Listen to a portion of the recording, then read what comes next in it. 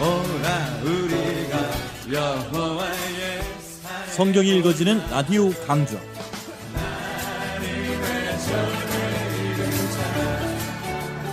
안녕하세요, 유명숙입니다. 지난주에는 이야기가 흘러가는 순으로 성경 목록을 재배치했었죠. 정리했던 10개 성경 목록 한번 읽어볼까요?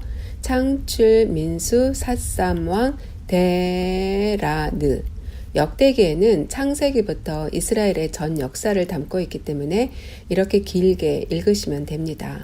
창세기는 창조로 시작해서 야곱의 식구 70명이 입애굽하는 것으로 끝이 났고, 출애굽기는 애굽에서 시작해서 모세가 이스라엘 백성들과 함께 출애굽을 하고 시내산에서 하나님과 언약을 맺고 그곳에 머무는 것으로 끝이 났습니다. 그럼 이제 성경은 어디로 넘어갈까요? 네, 성경은 민수기로 넘어갔지만 이스라엘 백성들은 아직 시내산에 있습니다. 출애굽기가 끝났다고 해서 벌써 가나안에 다 왔다고 생각하면 안 되는 겁니다. 이스라엘 백성들이 출애굽을 하고 이제 겨우 1년이 지난 겁니다. 하나님께서는 시내산에서 하실 일을 다 마치셨죠. 더 이상 이곳에 머물 이유가 없는 거예요. 그들의 최종 목적지는 하나님께서 약속하신 땅 바로 가나안이죠. 그런데 민수기 1장에서 10장을 보면 약 50일 동안을 이스라엘 백성들이 시내산에 더 머문 것을 볼 수 있습니다. 그곳에서 무엇을 했나요? 네, 우선 유월절을 지켜야만 했습니다. 모세가 출애굽을 하는 과정에서 하나님은 바로와 이집트를 향해서 10번의 재앙을 일으킵니다. 9번의 재앙을 일으킬 때까지도 바로의 마음이 움직이지를 않으니까 마지막 10번째 재앙에서 애굽에 있는 모든 장자들을 다 죽인다고 했어요. 하지만 하나님께서는 어린 양을 죽여서 그 피를 문설주에 바르면 그 집은 패스 오버, 죽음을 넘어간다고 했죠. 그래서 이 사건을 유월절 사건이라 하고 출애굽 이후 처음으로 그날을 기념한 겁니다. 이 유월절 사건은 이스라엘 민족의 정체성을 규명하는 커다란 사건이었어요. 그래서 이스라엘 백성들은 이 유월절을 자기네들 나라의 하나의 출발점으로 생각하고 그날을 명절로 크게 지킵니다. 이렇게 유월절을 지키고 그 다음에 인구조사를 하라고 명하십니다. 하나님은 왜 이 시점에서 인구조사를 하라고 시키신 걸까요? 메소포타미아 문명권에서 힘있는 자들이 왕노릇을 하는 걸 보고 내가 창조주고 역사를 주관하는 하나님이라는 것을 가르쳐주고 세상 모든 나라가 이 나라를 통해서 복을 받게끔 해줘야겠다. 이런 목적으로 하나님은 이스라엘 나라를 세우고자 하셨어요. 그럼 나라를 만들려면 뭐가 필요한 거죠? 국민, 주권, 영토. 이 세 가지 요소가 필요한데 그럼 이 셋 중에서 그동안 무엇이 형성되었나요? 창세기를 통해서는 국민을 만드시고 출애굽기를 통해서는 법을 주셨어요. 그럼 이제 뭘 해야 할까요? 하나님이 지시하시는 그 땅, 바로 영토를 향해서 가야만 했던 겁니다. 그래서 인구조사를 하라고 시키신 거죠. 1년 전 에집트에서 시내강에 올 때까지는 오합지절로 다 섞여서 이동을 했지만 하나님이 지시한 그 땅으로 가기 위해서는 질서정연한 병력 시스템이 무엇보다도 필요했던 거죠. 그래서 인구조사를 하라고 했던 겁니다. 인구조사를 다 하고 나니까 20세 이상 남자 병력만 60만 명이었어요. 엄청난 숫자죠. 우리나라 옛날에 군대 숫자가 전부 몇 명인지 기억나시나요? 지금은 어떤지 모르지만 30여 년 전 제가 하이스쿨을 다닐 때 대한민국 국군의 수가 60만 대군이었어요. 이 60만이라는 숫자가 이렇게 엄청난 숫자라는 거죠. 장정들의 숫자가 그렇다면 그들의 가족들의 숫자를 합산해 볼 때 당시 인구가 약 250만 명 정도 되지 않았을까 이렇게 추론해 볼 수 있다는 겁니다. 드디어 떠날 준비가 완료되었고 하나님은 시내산을 떠나라고 명령을 하십니다. 이스라엘 민족들은 엄청난 인구를 컨트롤하기 위해서 은나파를 만들어서 신호 체계를 세웁니다. 이렇게 이동을 위한 작전 계획을 세우고 언약궤를 맨 앞에 세우죠. 12지파가 앞뒤 좌우에 서고 각자 부대별로 정렬해서 출발을 하는 겁니다. 제2년 2월 20일에 성막에서 구름이 떠올랐어요. 출발하라는 사인이죠. 출애굽 당시 그들의 모습은 오합지졸이었지만 250만 명이 넘는 백성들이 질서정연하게 움직이는 모습은 주변 국가들의 스팟라이트를 받기에 충분했습니다. 낮에는 구름 기둥이 길을 인도하고 밤에는 불 기둥이 그들의 장막을 따뜻하게 덮어주었습니다. 백성들은 자신이 해야 될 일을 열심히 하고 하나님이 초자연적으로 일을 하시면서 이제 하나님과 백성들은 함께 이동을 합니다. I will be who I will be. 앞으로 되어질 일을 통해 너희는 내가 누구인지를 알게 될 거다. 이렇게 알려주신 여호와의 이름처럼 샤켄하시는 하나님, 인도하시는 하나님을 그들은 광야 여정 가운데 경험을 하게 되는 거죠. 그들의 목적지가 어딘가요? 하나님이 가라고 명령하신 곳, 바로 팔레스타인 땅으로 가야 하는 겁니다. 그런데 그들은 바로 그곳으로 가질 않아요. 그들의 1차 목적지는 바란 광야에 있는 가데스 바네아입니다. 시내산을 출발한 구름기둥은 출애굽한 지 1년 6개월 만에 북쪽 끝에 있는 가데스 바네아까지 와서 그곳에 머문 겁니다. 바로 위가 가나안 땅 남쪽 경계 부근으로 이제 가나안에 다 왔다는 이야기입니다. 땅을 주시겠다는 사인이죠. 하나님은 땅 만들기가 관건이셨어요. 우리는 가데스 바네아 하면 떠오르는 게 있어야 합니다. 바로 정탐꾼 사건이죠.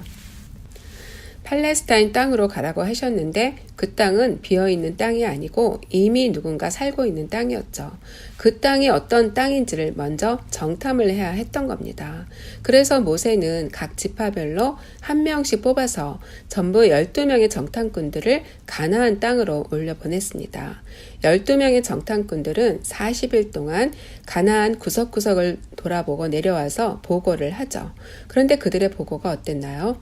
여호수아와 갈렙만이 여호와께서 우리와 함께 하시면 그들은 우리의 밥이다. 이렇게 외치면서 앞으로 나아갈 것을 주장했죠. 그런데 나머지 10명의 정탐꾼들은 적과 끓이 흐르는 것은 맞는데 가나안 종족들은 거인이고 자신들은 메뚜기 같아서 그들과 싸우게 되면 산지 거민들에게 다 잡혀 먹힐 것이라고 보고를 한 겁니다. 이 말을 들은 백성들은 모세와 아론을 원망하면서 밤새 통곡을 합니다. 그리고 여호수아와 갈렙이 옷을 찢으면서 백성들을 설득하지만 오히려 그들을 돌로 쳐 죽이려고 합니다. 이때 하나님이 나타나시죠. 이 백성들이 어느 때까지 나를 멸시하느냐 하시면서 이제까지 아브라함과 맺었던 언약을 깨시고 모세 너와 내 자손으로 하여금 크고 강한 나라를 만들어 주겠다. 이렇게 말씀을 하신 거예요. 이 말을 들은 모세가 어떻게 반응을 보였을까요? 그간에 되어진 모든 일들을 통해서 하나님이 어떤 분이신가를 분명하게 경험한 모세는 자기의 생명을 내놓고 필사적으로 기도를 합니다. 그동안 여호와께서 하셨던 일과 하셨던 말씀을 붙잡고 간절히 기도를 한 거죠. 온 마음을 다해서 백성들을 위해 간구하는 간절한 기도를 들으시고 하나님은 드디어 마음을 바꾸시죠. 하지만 내가 내 삶을 두고 너희에게 맹세하는데 너희 말이 내 귀에 들린 그대로 내가 너희에게 행하겠다. 이렇게 말씀을 하십니다. 10명의 정탐꾼들의 보고를 들은 이스라엘 백성들은 우리가 애굽 땅에서 죽었거나 광야에서 죽었으면 좋았을 것을 이렇게 통곡하면서 모세와 아론을 원망했던 겁니다. 정말 20세 이상 된 사람으로 스스로 메뚜기 같다고 자처하면서 하나님을 원망한 사람들은 그들의 말대로 다 그 광야에서 죽습니다. 38년 동안 이 광야에서 그냥 살다가 죽게 된 겁니다. 하세롯과 엘랏을 거쳐 바란 광야에까지 올라와서 이곳에서 정탐을 하고 그 땅을 정복하라고 한 건데 불순종한 결과 38년 동안 광야 생활을 하게 된 겁니다. 흔히들 광야 40년이라고 하는데 그동안 광야 40년에 대해서 어떻게들 생각을 하셨나요? 왜 40년을 그곳에 머물렀을까? 광야길이 그렇게 멀었나? 그런 생각을 하신 분들도 계셨을 거란 거예요. 그런데 하나님 말씀에 순종하지 않고 자신을 메뚜기로 비하시킨 결과 광야에서 다 죽고 만 겁니다. 다만 그들은 우리의 밥이다. 이렇게 외쳤던 여호수아와 갈렙만이 하나님의 약속대로 살아 있었어요. 드디어 광야 2세대들이 다 성인이 되었습니다. 그 광야에서 20세 이상 된 성인들은 다 죽고 새로 태어난 아이들이 그들이 죽는 모습을 보면서 성장을 한 거죠. 가장 심한 심판이라고 할 수 있는 겁니다. 광야 40년을 만들어낸 정탐꾼 사건이야말로 시내산에서 언약을 맺고 법을 받고 성막을 만들어낸 사건만큼이나 큰 사건이라고 할 수 있는 거죠. 세상 나라 가운데서 아브라함 한 사람을 불러내시고 그로 인하여 모든 민족이 복을 받게 하시려고 지금 유형국가 이스라엘을 만들고자 하시는 거잖아요. 그럼 그들은 반드시 그 통로가 되어야 한다는 거죠. 하나님 나라 백성의 사명입니다. 그런데 그들은 그 사명을 망각하고 자신들의 정체성을 메뚜기로 전락시키고 그 자리에 주저앉아 버린 겁니다. 사명을 잃은 개인과 교회는 250만 명이 모이는 광야교회라고 할지라도 하나님이 쓰시지 않겠다는 이야기죠. 이제 모세는 원망만 하다가 죽은 1세들이 낳은 2세들을 데리고 이 바란 광야를 떠납니다. 목적지인 가나안 땅을 향해서 올라가겠다는 거죠. 쭉쭉 위로 올라가던 그들은 에돔, 모압, 암몬 이런 주변 나라들을 만나게 돼요. 그 당시 이 나라들을 중심으로 길이 닦여져 있었는데 이것을 왕의 대로, 즉 킹스웨이라고 합니다. 아무래도 광야길보다는 이 길로 가면 훨씬 편하게 갈 수 있겠다 싶어서 모세는 에돔 왕에게 사신을 보냅니다. 이스라엘 백성들이 어떻게 출애굽을 했는지를 설명하고 당신네들 땅을 좀 지나가게 해달라고 요청을 하는 거죠. 사신을 2번씩이나 보냈지만 결국 거절을 당합니다. 250만 명이나 되는 사람들을 그냥 지나가게 하겠어요? 입장을 바꿔 생각해봐도 그건 아니죠.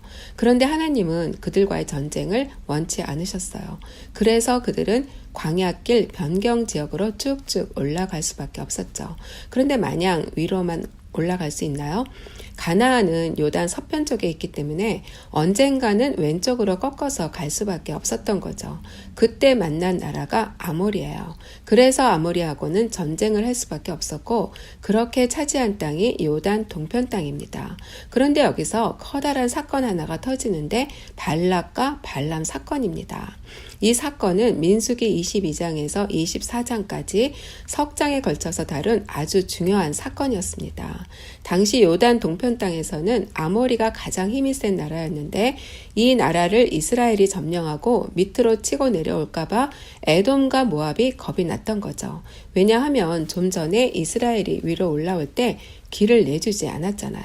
겁을 먹은 모압 발락이 당시 유명한 쪽집게 전쟁술사인 발람을 불러온 겁니다. 이스라엘을 누르고 자기네들이 승리할 것이라는 예언을 받고 싶었던 거죠. 신들의 전쟁이라고 생각을 한 겁니다. 엄청난 재물을 받고 발람은 나귀를 타고 모압 땅으로 가는데 여호와의 사자가 칼을 잡고 길목을 막고 서 있는 거예요. 이때 발람 대신 나귀가 이 모습을 보고 피하려 하다가 길에 주저앉고 맙니다. 화가 난 발람이 지팡이로 나귀를 때리자 이때 나귀가 말을 하는 거예요. 그제서야 발람이 여호와의 사자를 발견하고 자신의 사악한 마음을 고합니다. 여호와의 사자는 내가 이르는 말만 하라고 하면서 그를 발락에게로 보냅니다.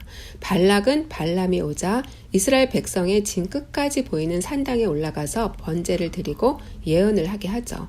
그런데 발람은 발락과 고관들이 보는 앞에서 저주는커녕 이스라엘을 축복하는 거예요. 발람이 어떤 말을 해도 발람은 계속 이스라엘을 축복하고 주변국들까지 결국엔 망하고 말 것이라는 예언을 합니다.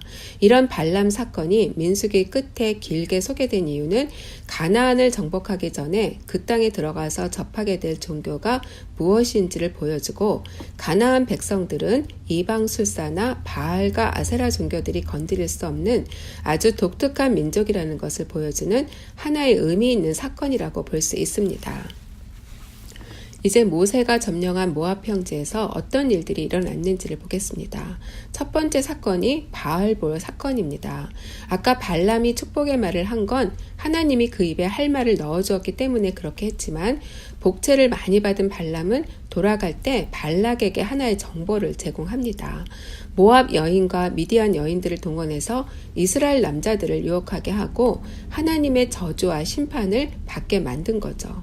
발람의 깨로 인해서 이스라엘이 범죄하고 심판을 받게 되는 모습입니다. 40년간 광야 생활에 찌든 이스라엘 남자들이 음란한 축제를 하기 위해서 요란하게 치장한 여인들과 결국 행음하는 모습을 보이고 만 겁니다. 화가 난 하나님은 모압 여자들과 음행한 사람들을 다 나무에 매달아서 죽이라는 명령을 내립니다. 이 일로 인해서 온 이스라엘이 울고 있을 때 이스라엘 남자가 미디안 여인 하나를 데리고 텐트 안으로 쑥 들어가는 거예요. 이때 아론의 손자 엘르아살의 아들 비느하스가 손에 창을 들고 텐트 안으로 들어가서 두 남녀를 찔러 죽이죠. 그러면서 이스라엘에 내려졌던 연병이 끝입니다. 이 사건으로 2만 4천 명이 죽었어요. 이방 나라의 복을 전하기 위해서 가나안을 정복하는 것이 그들의 사명인데 요단 동편에서부터 우상에 넘어지는 사건이 생기니까 하나님이 아예 본때를 보여주신 겁니다. 두 번째 사건은 요단 동편 땅을 분배하는 일입니다. 비록 모세는 가나안 땅을 들어가지는 못했지만 요단 동편 땅을 정복해서 두 지파 반에게 나누어 주었어요. 땅을 분배한다는 것은 그곳에서 정착을 하라는 거죠. 38년 동안을 머문 가데스 바네아에서는 떠나게 하셨지만 여기 요단 동편 땅을 정복하고 나서는 그 땅을 분배해주고 정착을 하라는 겁니다. 루우벤과 갓 자손들이 가축대가 많은데 야셀과 길르앗 땅이 목축을 하기에 좋은 장소로 보인 거죠. 그래서 이 땅을 분배해달라고 부탁을 한 겁니다. 우리는 이 시점에서 요단 동편 땅을 점령해서 두 지파 반에게 나누어주고 아직 요단 서편 땅을 정복해야 한다는 이 두 가지 사실을 꼭 기억해야만 합니다. 이제 땅을 다 분배해주고 나서 모세는 할아버지가 되었겠죠. 광야 40번을 2번이나 지냈으니까 120살 정도가 되었을 거예요.